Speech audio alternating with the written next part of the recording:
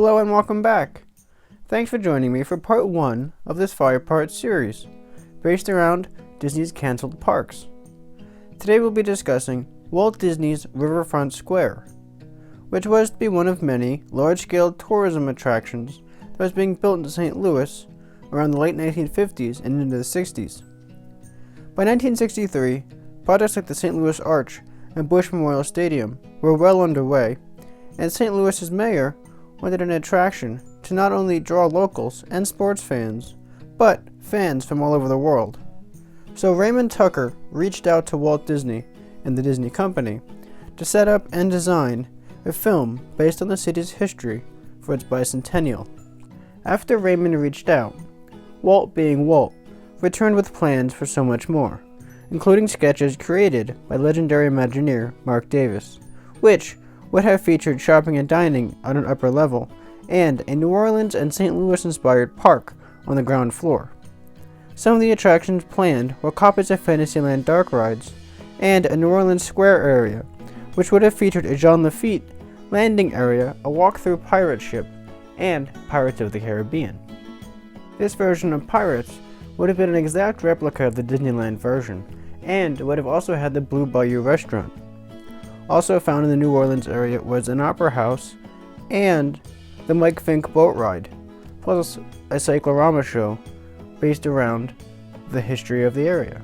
The St. Louis-based half would have featured a Lewis and Clark expedition ride, an attraction based off the Merrimack Caverns in Missouri, a cyclorama show based around the original film concept, an aviary-type exhibit, and clones of the dark rides from Disneyland of Peter Pan, Snow White, and Pinocchio.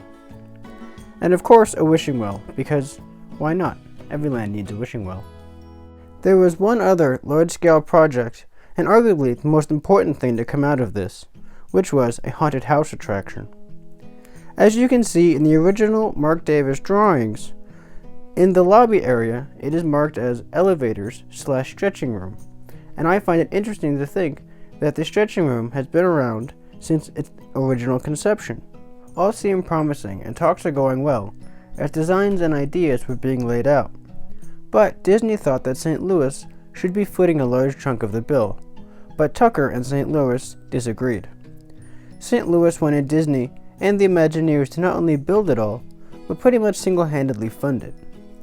During the talks and after the Walt Disney press release outlining the plans, August Busch Jr. got involved.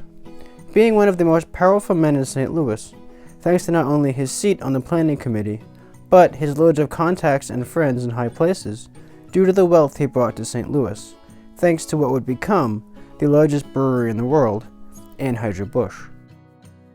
Busch thought all restaurants and the parks should serve his beer, but Walt adamantly fought against allowing alcohol in the parks. Once Busch got word about Walt's desires, it was the beginning of the end for Walt Disney's Riverfront Square. With both sides at an impasse on many issues, the plans to build Disney's second park in St. Louis had ended. That doesn't mean, however, the plans were forgotten or lost entirely. The Wild West area that would have surrounded the cancelled Lewis and Clark River adventure, and some theming ideas would go on to be used in Big Thunder Mountain. Obviously, the haunted house attraction went on to become the Haunted Mansion. Plus, it would be the fact that these plans fell through that would lead Walt and Buzz Price, Walt's feasibility manager, to turn away from St. Louis and put their sights on new places like New York, or what seemed even more promising, Central Florida. Also, before talks ultimately ended, Walt had compromised for there to be alcohol allowed in adult-only certain areas of the parks, but still away from the main entertainment. So what do you think? Would you like to have seen this project happen? Or, like me, are you thankful for the plans and projects that came from it, but ultimately feel that it worked out much better on 27,000 acres of Central Florida land? Thanks for sticking around to the end of the video, and for joining me for part 1. Be sure to join me for part 2 later in the week, when we talk about the infamous Westcott and what could have been.